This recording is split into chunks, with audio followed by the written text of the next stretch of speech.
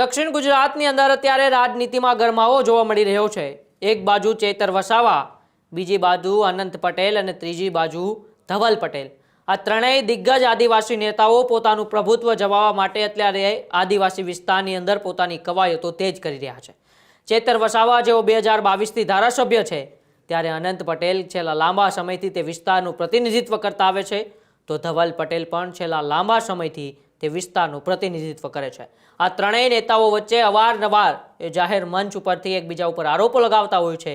ક્યાંક અનંત પટેલ અને ચેતર વસાવા એ ધવલ પટેલ ઉપર આરોપો લગાવતા હોય છે, તો ક્યાંક ધવલ પટેલ એ ચેતર વસાવા અને અનંત પટેલ ઉપર આરોપો લગાવતા હોય છે।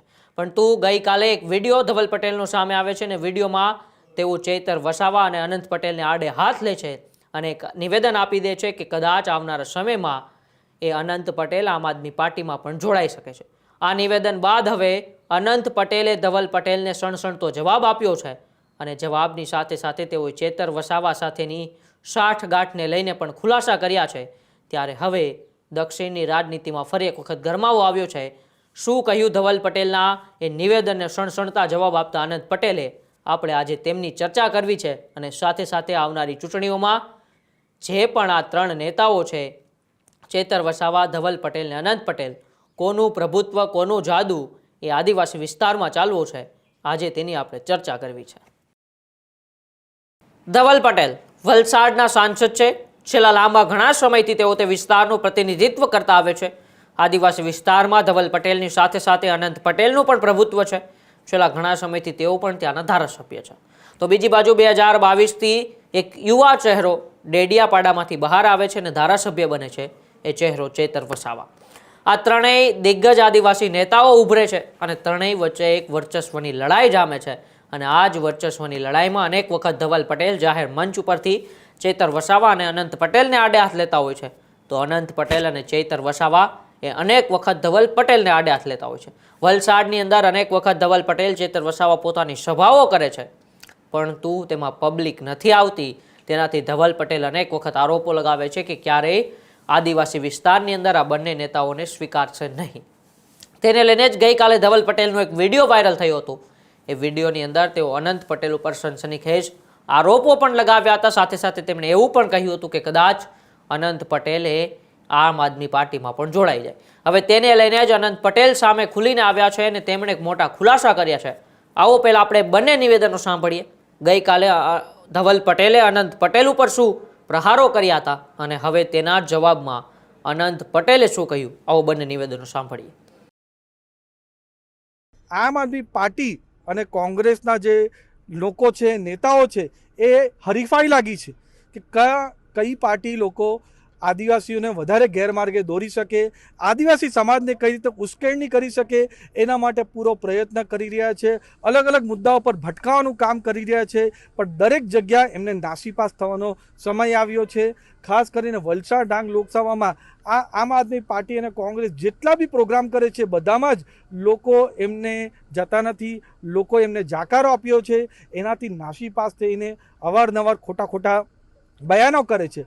અને એટલું જ નહીં, ખાસ કરીને વાત કરવા માંગુ છું કે કોંગ્રેસના વાંસદાના ધારાસભ્ય એક બાજુ કોંગ્રેસને મજબૂત કરવાની વાત કરે છે, એમ કહે છે કે ભાજપ અને આમ આદમી પાર્ટીમાંથી સભ્યો તોડશે, અને બીજી બાજુ આમ આદમી પાર્ટીના ધારાસભ્ય, ટુકડે ગેંગના ધારાસભ્ય એવા ચેતર વસાવા હમણાં જ નાના પોંઢામાં કોંગ્રેસના 200થી 300 કાર્યકર્તા જોડ્યા।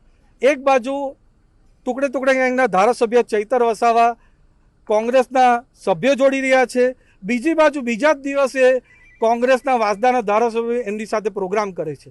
એક બાજુ આમ આદમી પાર્ટીના ધારાસભ્ય કોંગ્રેસના સભ્યો જોડે, પાછા કોંગ્રેસના ધારાસભ્ય એની સાથે પ્રોગ્રામ કરે છે। આ સાઠગાંઠ બતાવે છે। આ કોંગ્રેસના ધારાસભ્ય કોંગ્રેસનું જ નાસીપાસ કરે છે, કોંગ્રેસને પૂરું પાયમાલ કરવા માટે પૂરો પ્રયત્ન કરી રહ્યા છે અને એક જમીન ઊભી કરી રહ્યા છે કે કોંગ્રેસમાંથી કુદાકડો મારીને એ આમ આદમી પાર્ટીમાં જવાના છે। સાંસદને અમારા વિસ્તારમાં જેઠાલાલનું નામ એટલા માટે જ તો આપવામાં આવ્યું છે, બધી કોઈ પણ વાત પાયાવિહોણી અંગત સૂત્રોના આધારેની વાત કરે છે, પરંતુ અમે સામાજિક કાર્યક્રમમાં ચેતરભાઈની સાથે દેખાય છે। એવી જ રીતે જ્યારે બિરસા મુંડાજીની પ્રતિમા વાંસદાના હનુમાનબારી ખાતે સ્થાપનાનો દિવસ હતો, તે દિવસે અમારી જોડે ધવલ પટેલ, અરવિંદ પટેલ, વિજય પટેલ અને નરેશ પટેલ પણ જોડાયા હતા.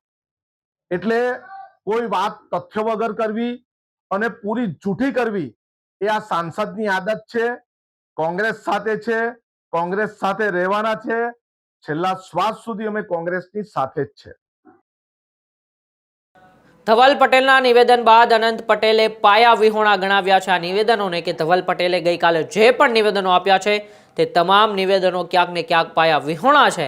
કોઈ પણ વાત અંગત સૂત્રોના આધારે કરે છે તેવું પણ અનંત પટેલે કહ્યું છે. સામાજિક કામોમાં અમે ચેતર વસાવા સાથે જોવા મળીએ છીએ. કોઈ વાત તથ્ય વગર કરવી એ આ સાંસદની આદત છે તેવું પણ અનંત પટેલે કહી દીધું હતું. તો સાથે સાથે કોંગ્રેસ સાથે છેલ્લા શ્વાસ સુધી હું રહેવાનો છું તેવું પણ અનંત પટેલે ખુલાસો કરી દીધો.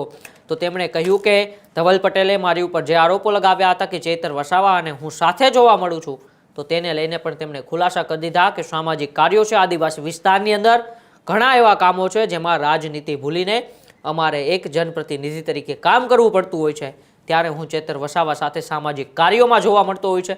તો બીજી બાજુ તેમણે કહ્યું કે કોઈ પણ તથ્ય વગરની વાત કરવી એ ભૂતકાળની અંદર પણ ધવલ પટેલ અનેક વખત કરતા આવ્યા છે, અત્યારે પણ તે તેવી જ કંઈક વાત કરી રહ્યા છે.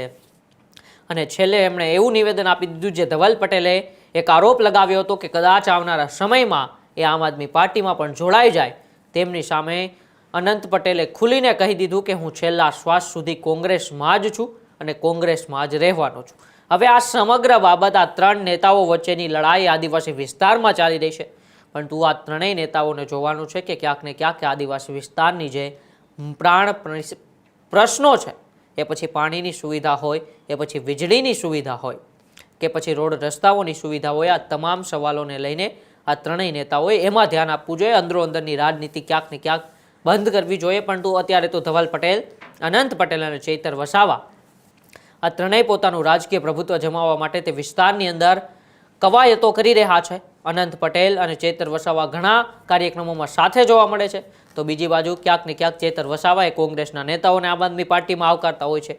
આ બધી રાજકીય તેજ ગતિવિધિઓ એ દક્ષિણની અંદર અત્યારે ચાલી રહી છે. હવે આવનારા સમયમાં જ્યારે સ્થાનિક સ્વરાજની ચૂંટણીઓ આવી રહી છે, એ પછી 2027ની વિધાનસભાની ચૂંટણીઓ આવી રહી છે, ત્યારે જ ખબર પડશે કે દક્ષિણની એ વિસ્તાર છે જે આદિવાસી વિસ્તાર, તેમાં કયા નેતા સૌથી વધુ પ્રભુત્વ ધરાવે છે, ધવલ પટેલ, અનંત પટેલ કે પછી ચેતર વસાવા. તમને ખબર હોય તો મારા કોમેન્ટ બોક્સમાં અચૂકથી જણાવજો કે આદિવાસી વિસ્તારની અંદર સૌથી વધુ પ્રભુત્વ કોનું છે. બાકી જોતા રહો ન્યૂઝરૂમ ગુજરાત, ગુજરાતનો ગર્જનાદ. નમસ્કાર.